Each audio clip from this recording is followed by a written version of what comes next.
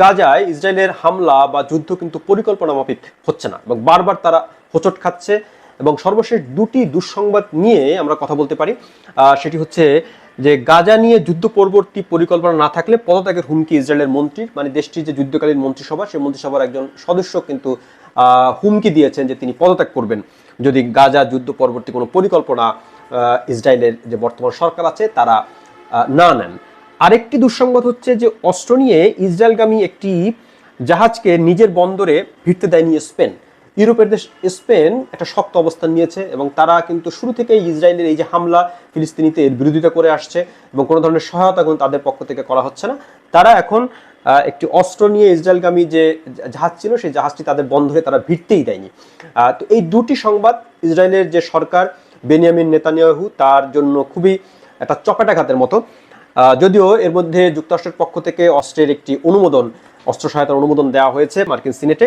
ইসরায়েলের এই মন্ত্রী কিন্তু স্পষ্টই বেনিয়ামিন নেতানিয়াহু তার বিরুদ্ধে অবস্থান নিয়েছেন। তার নাম হচ্ছে বেনি এবং তার মন্তব্য হচ্ছে, আপনি যদি ব্যক্তির উপর জাতীয় স্বার্থকে রাখেন তাহলে সংগ্রামে আমাদের অংশীদার হিসেবে পাবেন, কিন্তু আপনি যদি ধর্মান্ধতার পথ বেছে নেন এবং জাতিকে রসাতলে নিয়ে যান তাহলে আমরা সরকার থেকে চলে যেতে বাধ্য হব। একথা বলছেন এই সিনিয়র রাজনীতিক এবং তার এই মন্তব্যের পর কিন্তু একটা তোলপাড় শুরু হয়েছে। কারণ এ থেকে স্পষ্ট যে ইসরায়েলের ভিতরে বেনিয়ামিন নেতানিয়াহু তিনি আগের মতো সমর্থন পাচ্ছে না এবং তার বিরোধীরা কিন্তু তার উপরে একেবারে জেকে বসেছে এবং তাকে কিন্তু একটা চাপের মধ্যে রেখেছে।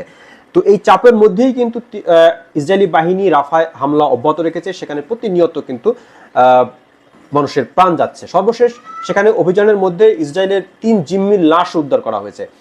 তার অর্থ এই দাঁড়ালো হামাসের হাতে যে বন্দী জিম্মি যারা রয়েছেন তাদেরকে উদ্ধারে কিন্তু কোনো অগ্রগতি নেই, কিন্তু তারপরও ইসরায়েল সেখানে হামলা চালিয়ে যাচ্ছে। তো এটা ইসরায়েলের যে রাজনীতি দ্বিধাবিভক্ত হয়ে পড়েছে ফিলিস্তিনিতে হামলা প্রসঙ্গে বা অভিযান প্রসঙ্গে, সেটা কিন্তু একটা স্পষ্ট ইঙ্গিত আমরা এখানে দেখতে পাই।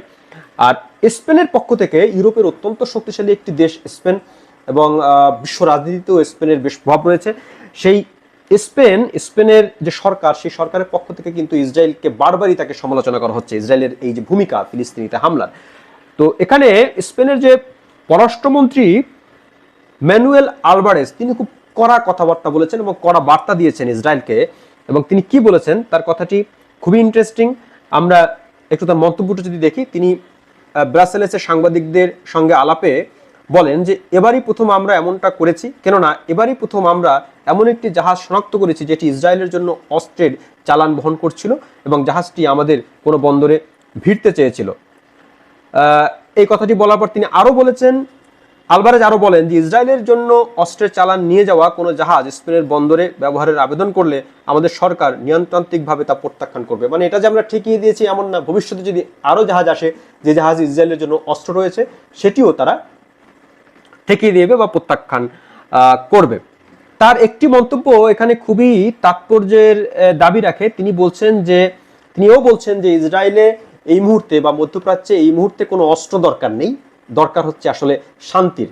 মানে স্পেন স্পষ্টই চায় যে এখন যুদ্ধ যতটুকু হয়েছে সেটা এখনই থামাতে হবে এবং সেই সঙ্গে একটা শান্তির উদ্যোগ নিতে হবে এবং শান্তি প্রতিষ্ঠা করতে হবে। মধ্যপ্রাচ্যে আর কোনো অস্ত্রের দরকার নেই, একথা এই ম্যানুয়েল আলভারেজ স্পেনের পররাষ্ট্রমন্ত্রী খুব স্পষ্ট করে তাদের দেশের যে অবস্থান সেটি ক্লিয়ার করেছে।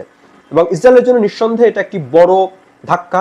কারণ হচ্ছে যে ইউরোপের পক্ষ থেকে, ইউরোপ এবং আমেরিকার পক্ষ থেকে ইসরায়েল যে ধরনের নিরঙ্কুশ যে সমর্থন এবং নিঃশর্ত সমর্থন, প্রশ্নহীন সমর্থন, সেই সমর্থনে কিন্তু ভাটা পড়েছে। এখন আর ইসরায়েল সে আগের মতো সেই প্রশ্নহীন সমর্থন পাচ্ছে না। তাহলে এটা ইসরায়েলের জন্য একটি বড় দুঃসংবাদ। এবং রাফায় ইসরায়েল যে হামলা চালাচ্ছে, প্রতিনিয়ত নারী শিশু মানুষ মারা যাচ্ছে, তার বিপরীতে কিন্তু ইসরায়েল এখন বেশ চাপের মধ্যে রয়েছে।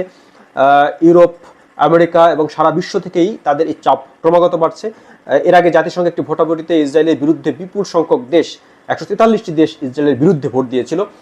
সেটাও একটি তাৎপর্যপূর্ণ ঘটনা ছিল। এখন এই দুটি দুঃসংবাদ ইসরায়েলের যিনি প্রধানমন্ত্রী আছেন বেনিয়ামিন নেতানিয়াহু তার উপর তাকে কি ধরনের সিদ্ধান্ত নিতে বাধ্য করে সেটা দেখার বিষয়।